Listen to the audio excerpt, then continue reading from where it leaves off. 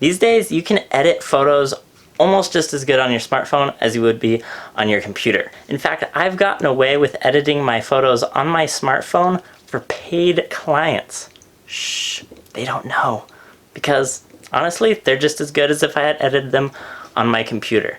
Now heading in to 2020, here's the top 4 photo editing apps that I'm using on a regular basis that I would recommend to you guys. App number 1 is Snapseed. I've been using Snapseed for quite a while now, and it's kind of the first app that I would recommend to you guys because it's completely free. It's not trying to get you to buy an upgrade all the time. It has no ads. It is absolutely 100% free, and you can do a ton with it. This is the app that I started out using that I liked the most. And I've used a lot of apps, and this is kind of the one that I finally settled on originally as being kind of my staple go-to photo editing app. It has a ton of options, and the nicest thing about it is that you don't just have a ton of filters to choose from, but you can localize each effect with a paintbrush tool. This gives you a ton of options for creativity. You could tweak the photo until it looked good in one spot, and then if it didn't look good in another spot, you could go in and paint that effect in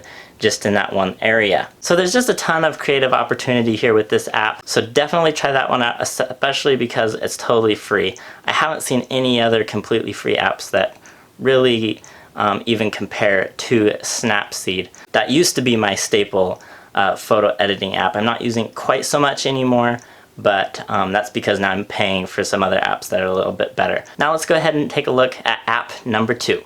This is Lens Distortions. This does have some paid upgrades, but it also has a free version, and that's all I've been using is just the free version, and it works great. This doesn't edit any of the photo colors. This is for adding like lens flares or particle effects on top of your photos. I love just being able to drop a lens flare in where it looks good, and I've used a lot of these particle effects for my photos. Here's an example of a city. I didn't take this picture, a friend of mine took this picture, and then I edited the photo for him, and in doing that I added in this big lens flare right in the middle, and that was done with Lens Distortions. So definitely go check that app out because you can use the free version and do a ton with that and doing lens flare overlays.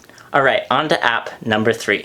Lightroom Mobile. Now, Lightroom Mobile does have a free version, but they are gonna, prompt you every now and again to upgrade to the paid version. I have the paid version, and if you're a serious photographer, if it's your business, then no big deal to be able to be paying a subscription for Lightroom. But like I said, there is kind of a starter pack free version. It doesn't ever expire, but it just limits what you're allowed to do with it. This app is very focused in on color manipulation. That's what it shines at. If you want to do split toning with your photos, then Lightroom can do that. Lightroom also has the ability to edit raw photos. So if you're a serious DSLR photographer, you're taking photos in RAW, you can drop those into your cell phone and edit them in Lightroom and be using all that extra information in those RAW files for editing the colors. So that's Lightroom Mobile. Now on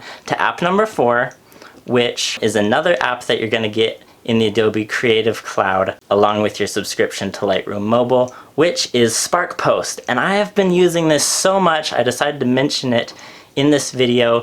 It's not for photo manipulation as far as color is concerned, but this is for overlaying text or object effects, or even overlaying, like collaging several photos together. I can't believe how much I've been using this recently, especially for social media posts, putting stuff on Instagram, wanting to layer text onto photos and do it quickly in my phone.